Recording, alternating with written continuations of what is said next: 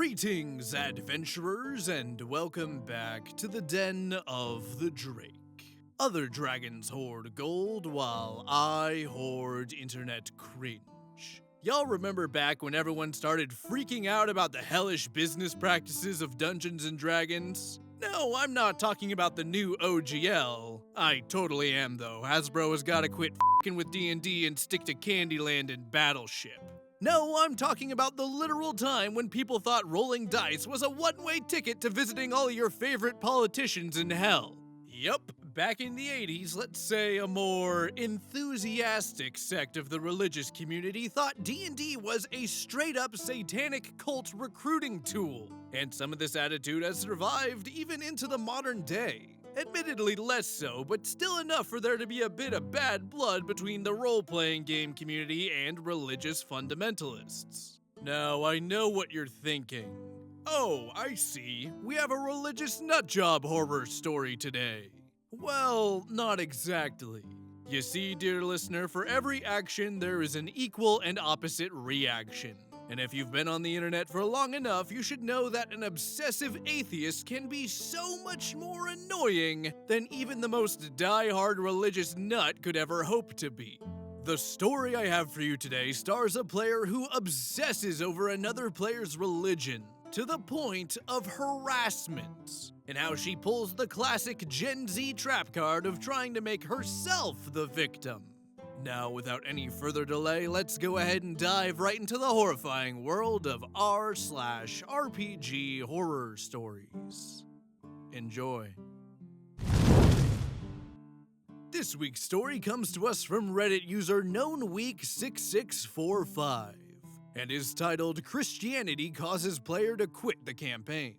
Hello, I am back with a new story that happened not so long ago. For context, I recently started to get back into D&D this year after taking an extended break.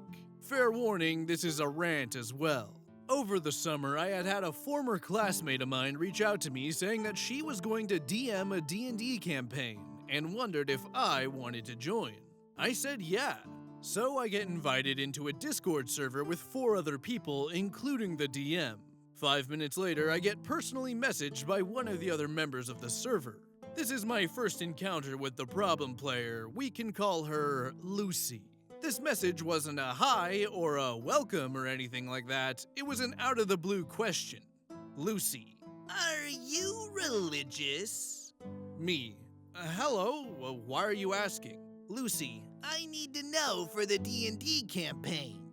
Me: I'm curious as to why my religious status would be relevant to D&D. Lucy: Would you please just answer the question? Me: okay, yes, I am religious. Lucy: What religion? Me: Christianity. Lucy: What type? Me: I don't have a denomination. Lucy: LOL, what does that mean? Me: it means that I follow the New Testament and the teachings of Jesus, and I believe in God, but I don't go to churches or follow specific doctrines that denominations have. Lucy: Lamau, isn't that just Protestant? Me: No, I don't go to Protestant churches or follow their specific doctrines. Lucy: LOL, okay. And that was that. I was pretty suspicious of the ordeal, but eventually dropped it. I would later learn that she asked everyone in the group the same question, and they all happened to answer as being non-religious. I don't want to call them atheists as they didn't describe themselves that way. I end up letting the DM know what happened. DM and Lucy have been friends for a long time, and she explains to me that Lucy has been harassed by religious people in the past because of her sexuality and political views. This genuinely upset me. I can't speak for other religious groups, but it is my personal belief that any true follower of Christianity would know not to treat others poorly due to things like this. So I sent a message to Lucy the next day. Me: Hey Lucy, I'm reaching out because DM told me about your troubles with religious people in the past. I'm sorry that you were treated that way. We aren't all like that, I promise. I am definitely not like that. I truly don't care about your race, religion, sexuality, political standing, and I hope to prove that in the upcoming time that we'll be spending with the others. If you're nice to me, I'll be nice to you. In the event that I do end up doing something that upsets you, please don't hesitate to reach out to me about it. I didn't get a response and I wasn't expecting one, so I let the matter rest. Apparently, this was the wrong move, because a few hours later, I got a message from the DM. DM, IOP, did you send some hateful messages to Lucy? Me. No! DM, well, she just texted me saying that you were saying that she wasn't emotionally stable enough to handle religious people, and that you were here to offer advice on how to do so. What? I was fairly confused and sent a screenshot of our Discord chat. DM said that she was also confused and would look into it. I thank her for checking in with me rather than flat out believing her and go about my day. The next day, I get another message from DM explaining that Lucy is going through some tough times and took it out on me. Now, I get that life can be really shitty sometimes. It can be really easy to let it get to you, but taking it out on others is just not okay. If you do take it out on someone else, that person deserves an apology. They were treated unfairly over something they had nothing to do with and no control over. Did I get an apology? No. DM said she was sorry she acted that way, and I was thankful for that. But it wasn't DM's fault. Lucy was in the wrong. Oh well, moving on. Session 0 rolls around and we all meet up over a Discord call. Now, I like to cater to the needs of the party when I make my characters. I like to fill in roles that we lack. So our party so far consisted of a rogue, a wizard, and a warlock. I quickly hit up a friend of mine who had lots of D&D experience and asked what would go well with this party. He told me that the party was lacking a tank and a healer, so a paladin would be a solid choice. I have never played paladin before, but I figured it was the best choice. The exact details of every character aren't really important except for the fact that my character was lawful good and a paladin of Bahamut. We finished session 0, and the DM makes a folder with all of our character sheets that are accessible to everyone. I was interested in my fellow party members' characters and looked over them all. The wizard and the sorcerer were fairly good characters, and have nothing significant to the story. Our rogue, which happens to be Lucy's character, had very interesting backstory and personality traits. Let's just summarize that her rogue was a woman who was abused and enslaved by a religious cult, and was now very anti-religious. Here is one of her quotes under her notable quotes from my character section. Not kidding, that was actually a section she made in her character notes. Religious people, especially religious warriors, are utter idiots. They will never amount to anything if I can help it, and deserve to be taken advantage of. Okay, I had a feeling that this was all to spite me. I have no issue with anti-religious people or characters. I was even pretty hopeful that this would be potentially good/fun to RP, and it would be good for party relation development. However, the fact that she specifically mentioned religious warriors, which is basically what a paladin is, didn't sit right with me. I expressed this to the DM and she took note of it. The next day, we roll into session 1. Our characters were on a large commercial vessel carrying a large number of passengers to another continent. During one night of the voyage, we are ambushed and boarded by pirates. Each party member separately fights to defend themselves. During the chaos, the ship crashes along a rock and is torn apart. Our party ends up being washed ashore on a body of land. This is how our characters meet and band together for survival purposes. We get around to me, and when I mention my character's deity, Lucy interrupts us out of character. Lucy. I thought you were Christian, OP. Me. Yes? Lucy. So, shouldn't your deity be God? Me. Why would he be? Lucy. Isn't it against your religion to believe in other gods? Me. I don't believe in Bahamut, my fantasy character does. Lucy. God is fantasy, sweetie. Me. You and I disagree on that. Even if he was, he isn't in any of the D&D books.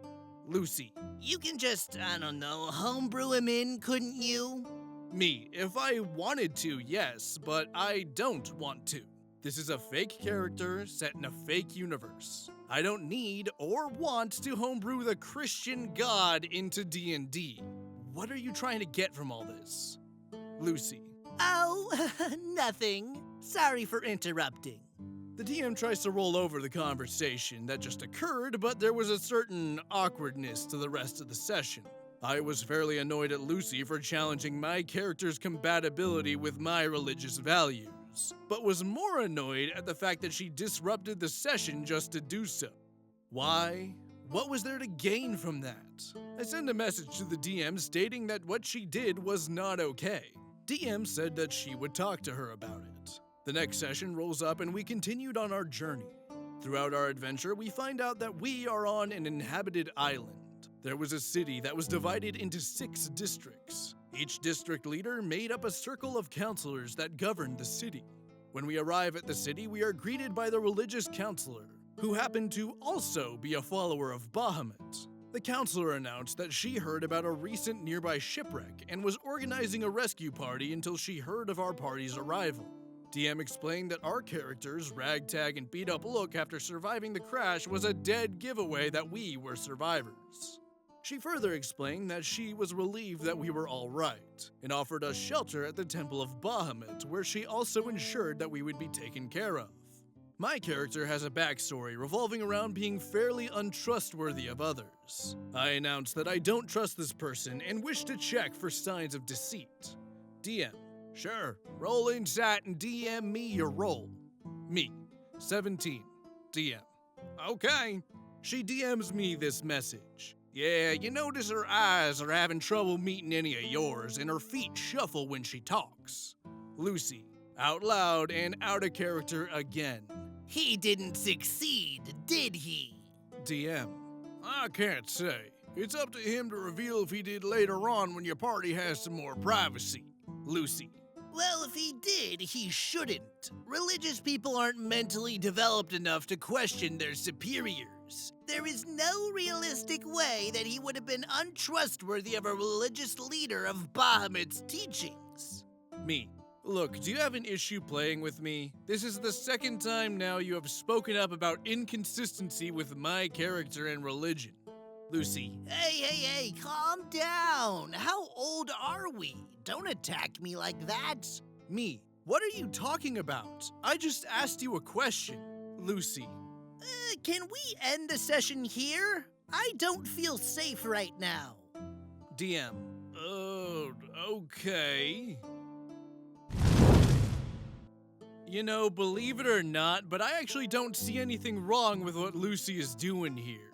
See, when Tumblr imploded and infected Twitter with their culture, I learned that this kind of behavior is not only okay, but should really be encouraged. I learned that I can harass, bully, and overall be an irredeemable monster to anyone I designate as my enemy due to inconsequential and unfounded reasons, but the exact second that I start facing retaliation for my shitty behavior, I could just tuck my tail between my legs and say, I'm being harassed and feel threatened by the evil member of the group I was totally just not shitting on only 5 minutes ago.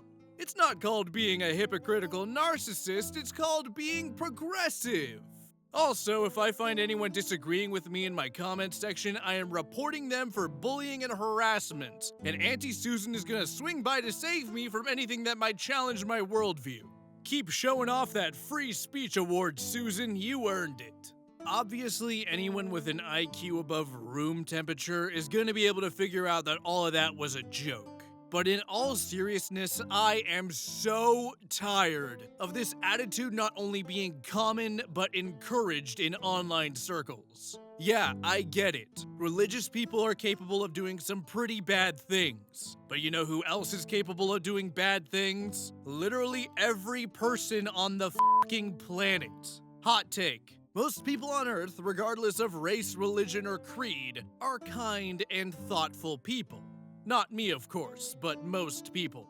Taking this all insert people here, our insert negative characteristic here stance sounds just as bigoted as the religious nutjobs you claim to be opposing. And it's a great little snapshot of the clown world where victimhood is power that we're all stuck in. Fighting fire with fire is a great way to catch an arson charge. But if you ask me, OP should have just started playing a paladin of Jesus Christ before crusading her ass. But that's just me. We end the session there, and I feel completely lost. I end up chatting with the DM and the other players over Discord.